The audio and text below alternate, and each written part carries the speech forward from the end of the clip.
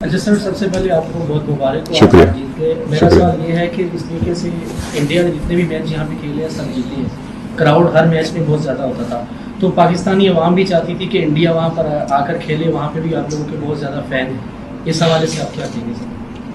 बढ़िया है सर, वो भी चाहते थे लेकिन नहीं हो पाया। तो आई एम श्योर यहाँ के जितने भी पाकिस्तानी लोग हैं उनने भी एंजॉय किया होगा यहाँ पे मैच। और अब वो क्यों नहीं गए, कहाँ नहीं गए, वो आई थिंक मेरे पे ग्रेड से अबव चीज़ है। सो या यही बोल सकता हूँ। एक जमाना था हार्दिक कि आप और कृणाल छोटे से डब्बे में पेट्रोल लेके गाड़ी में भर के जाते थे। आज गाड़ी में पेट्रोल है और कबर्ड में ट्रॉफीज है। कैसे कहोगे ये जर्नी? सर बड़े ग्रेटफुल हैं सर हम, जहाँ से आए हैं, जहाँ से जो चीज़ें देखी है, वो सिर्फ एक ख्वाब था। ख्वाब से ज़्यादा आई डोंट थिंक हमने सोचा था सच्चाईयत में कन्वर्ट होगी।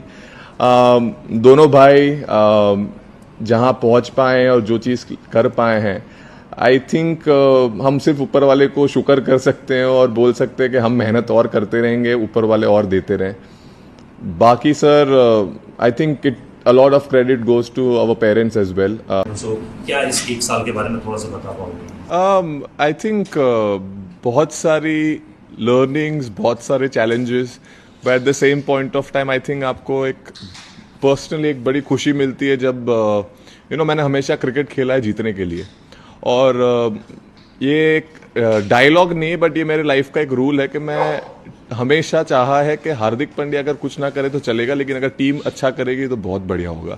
सो आई थिंक वो माइंडसेट ने मुझे कभी भी हार्डशिप से या डिफिकल्ट टाइम से रन अवे नहीं सिखाया है। हमेशा मैंने माना है कि अगर आपको challenges are tough, throw some punches, keep fighting it. अगर आप बैटल फील्ड नहीं छोड़ेंगे तो ही आपके पास मौका है। अगर आप घर चले जाएंगे, रोने लगेंगे या आप सैड हो जाएंगे तो उसका कभी आउटकम आप नहीं देख पाएंगे। वो फील्डिंग से सीखा है मैंने। अगर आप डाइव मारोगे तो बॉल रोक पाओगे, अगर आपने डाइव ही नहीं मारी तो आपको पता ही नहीं है बॉल। सो आई थिंक वो लर्निंग मुझे क्रिकेटिंग से और लाइफ में दोनों जगह काम आई है। हार्दिक, हमने देखा कि बॉलिंग में आपने सिर्फ 2 ही फास्ट बॉलर खेल रहे थे, लेकिन आपने बहुत अच्छे से वो जिनको रिस्पॉन्सिबिलिटी निभाई, बीइंग सेकंड सीमर। तो कितना प्रेशर था, एंड बैटिंग में भी नंबर 7 पे the way you finished off game with those huge hits. So how do you train for this power hitting? इतने लंबे लंबे छक्के आप मारते हैं, तो क्या?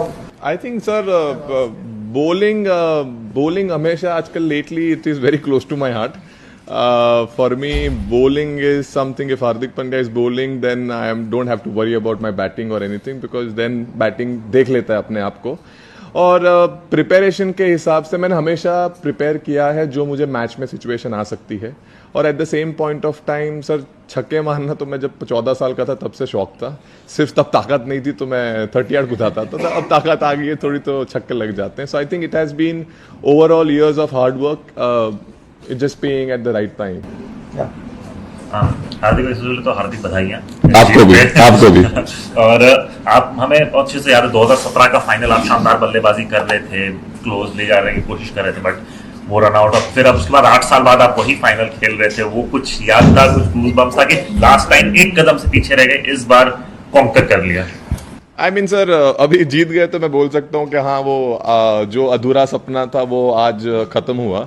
बट 8 साल बहुत लंबा समय होता है। 8 साल में बहुत सारी चीज़ें हो गई लाइफ में, but at the same point of time जीत, और वो भी इंडिया के लिए जीत, is something very very important for me. And I think